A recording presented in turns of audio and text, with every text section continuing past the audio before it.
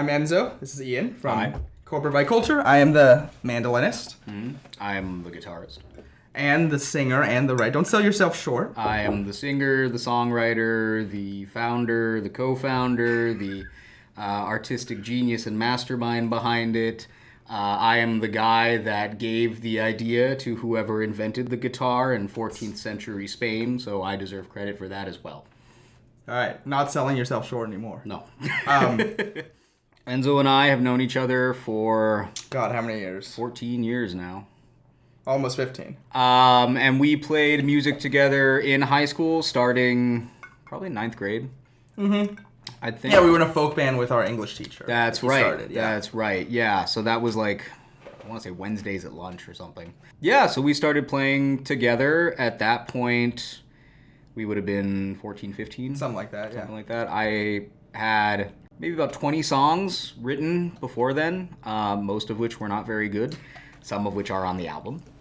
The good ones or the not good ones? I'll let the audience figure that one out. So that's kind of how that started, and we very informally would play music, the two of us and Jack. And Jack, our elusive third member. Sometimes he exists. It's, kind of... He's sort of like a bit of a Schrodinger's cat. He'll come in and out of existence. And when he does, he plays with us. Essentially. So yeah, we started playing a while ago. I remember Laundry Room by the Avid Brothers, we did that. Avid Brothers, yeah, was early on in our repertoire. Yeah. Yeah, and then after that we went off to our respective colleges, and I think still played together when we were in town. When we were in town, yeah, for sure. And then after we graduated, we said, hey, why don't we actually do this?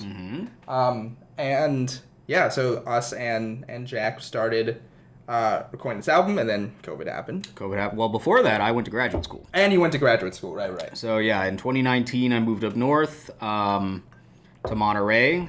I played a little bit up there, but nothing significant. And then when I graduated in 2021, COVID under my belt and all of that, we picked it back up. Because, yeah, our dear Ian here wrote all of the songs on this album.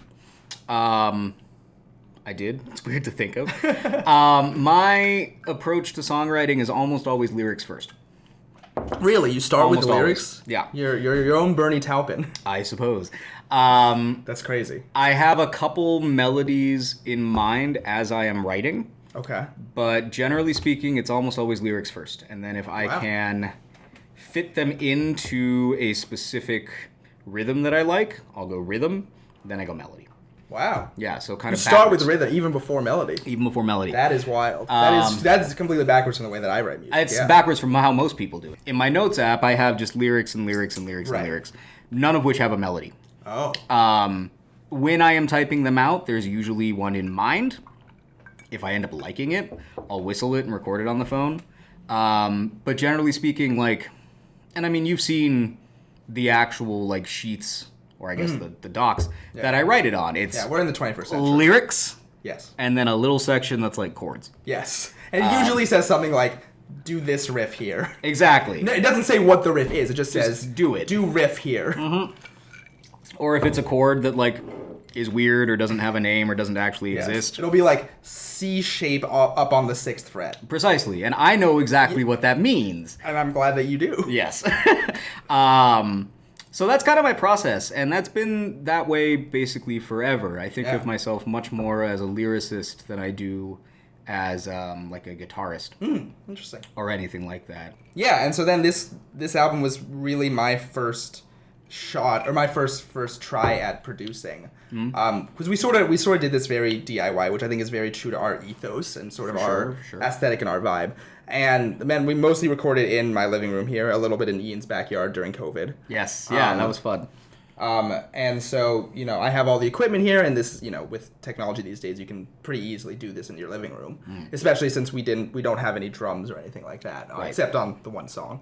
Yeah, so, and I think the DIY thing has a bit of advantage and disadvantage. Obviously, we did not spend very much money on this, aside from all the equipment that I have bought. Yes. But I was going to do that anyway, let's be honest. And we really had, complete control over it. We were able to do it completely the way that we wanted. So a downside, I think, because it was just us doing it, because we're not paying for studio time, we're not paying for a mixer, it took us a while. Yeah, I would agree with that. Yeah. Absolutely. And COVID was a big part of that too. We couldn't finish recording it for a while. Yes. But Yeah. even just beyond that, just because it was DIY, because we're both pretty busy people, it's easy, because it's our project, it's easy for us to go, okay, we'll put that aside, we'll come back to it in a month or something like that. Exactly, for sure. And that, I mean, you talk about, like, the ethos of the band. Like, so many of the songs on this album and the songs that I write in general are influenced by other artists. I think that's pretty common. Yeah. But with me, at least, they're also influenced by scenes a bit. So a lot of the songs that are on this album I wrote in high school, when I was really into groups like The Microphones, or Mount Erie, or the anti-folk movement. I don't know any of these groups. Like underground DIY, like here's a basement tape I recorded, Right. Pay me like $5 for it, whatever. I was like 5 cents, like, that kind of aesthetic. Corporate bike culture was one of many names that was thrown around. Yeah, we had a hard time. I mean, a lot of times the hardest part of a band is coming up with the name. Yeah, we were 3 hymns for a little bit. There was something about a breakneck twist pine something. I still think that Lonely Fire at Twist Neck Ridge would be a good that is good. band That name is good. or album. That was our name for a little bit. Yeah, so like the 2 of us and then the 3 of us, when Jack is around, spent a lot of time coming up with different names, trying them out. The actual name Corporate Bike Culture, I have to give credit to my friend Elena from college. We went to UC Santa Cruz together. We were roommates for a year, or housemates for a year. And one night we were just like throwing around band names, song names, kind of stuff. Yeah. Third Soup is the other band name. That's right. You love Third Soup. I love Third Soup. That one really stuck out. But it's kind of a dig, believe it or not, at like the town of Santa Cruz and specifically Raph. Corporate Bike Culture? Yes, who you have met a couple times. Yes. Because it's this like... The town of Santa Cruz has this aesthetic to it where it's like kind of grungy, hippie, granola, crunchy, crust punk. Yeah. And that exists for sure. But it's also become incredibly yuppie as gentrification happens and people are being priced out of San Francisco, etc. So that's kind of how that name came about. Right. And what about the future is velcro? So I know it was the name of a song that you wrote that we originally had on the album, and then we decided to cut it from the album. Yes. But the album is still, the name remains the same. Mm-hmm. Yeah. So again, I can't take credit for the invention of that name. In college, I was dating this person who had we had overlapping tastes in music. And a lot of that was like kind of the punk aesthetic. She would come up with different phrases that she thought was funny, and I usually agreed. So one was like, punk is dad. Which there's a picture of someone had graffitied that on the underside of a bridge, so I had that on my laptop for a while.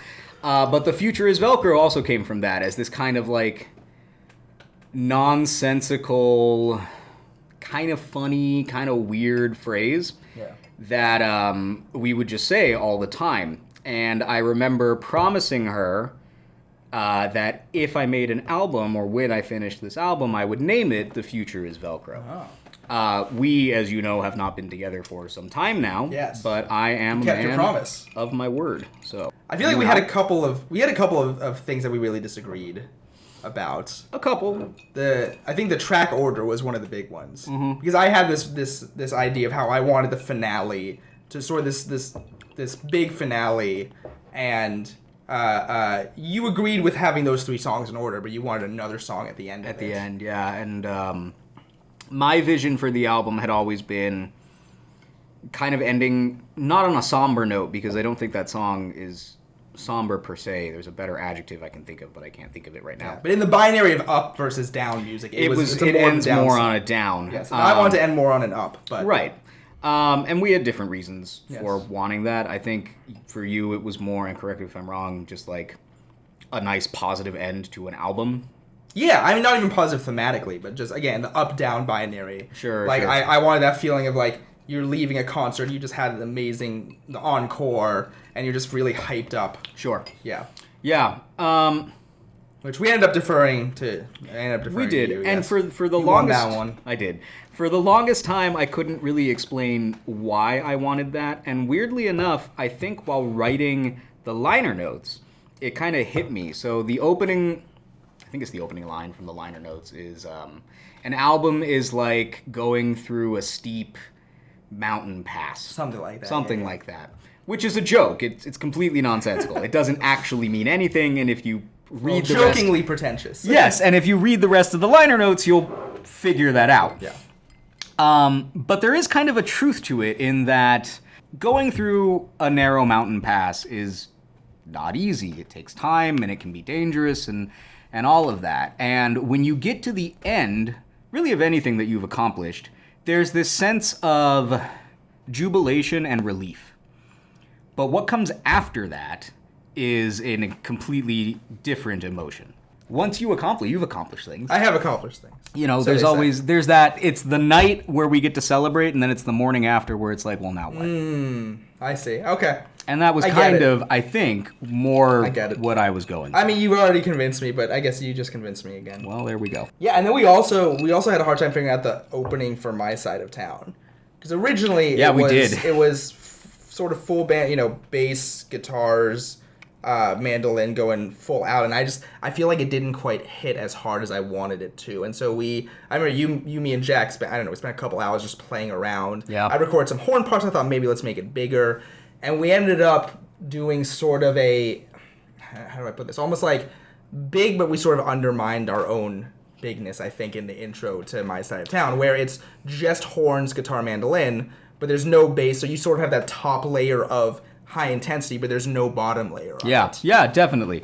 Which I really, really like. Yeah. And the more that I've listened to that song since then, the more I have liked that specific aspect of it. Yeah, that's sort of what it ended up being, a little mariachi-esque in the intro. Yeah, a bit. Now that everything's done might be my side. Okay. For me, I think it's Anna. Yeah? I don't know, something about it is just so emotional, and I think your performance on it is really good, and Jack's solo is really good, and I think what we did with the organs and the horns. Yeah, that's true, actually. I mean, like, it's a cop-out answer, but there's not really a song on there that I dislike. Yeah, same, which I think is good. You know, why would we put out an album with songs we didn't don't like? Exactly, yeah. Yeah. I say it in almost every live performance that we do, but Desolate Days, which is the last song on the album, is the first song that I wrote where I was like, wow, I actually like this. Yeah. So in that It's a good sense, feeling. Yeah. that's one of my favorites. I like most of the lyrics on Monday Morning. There are a couple things in there that I can see that since I was writing it in a pretty emotional time, it could have been honed a little better lyrically. But I think it still all works together, so I'm really not concerned about it. I'd say Wild Mountain Fire is the most clever song I've written, which you need to read the actual lyrics for it. Because Check out the liner notes; they'll be on our website. Absolutely. They have the lyrics in them. Oh, cool. Perfect. Yes, they will. There's some wordplay in there that you may want to take a look at. So, but a lot of my songs were written from the perspective of a teenage boy. Yeah. So there's a lot of stuff in there that Sure. It doesn't sound like it. I You were a sophisticated teenage boy. Yeah, I speak English pretty good. Yeah, so thematically there are some things that I think I would expand upon had I written them later in life. Sure. I'm glad I didn't. Yeah. I'm really happy that this is Me too. What we ended up with. Yeah. But there are a couple songs on there where lyrically I know I could have done better. But at the same time, so what? This is, if music is about decorating time in the same way that art is about decorating space. Yeah. Then the time that it is first created in is important and needs to be remembered. So Wow. That's deep. Well, yeah. I think that's a good place to end. For Corporate Bike Culture, I'm Enzo. I'm Ian. The Future's Velcro is our album. It's coming out. The date is going to be right down here because I don't know what the date is yet. But go check it out. Mm-hmm. Oh, I've been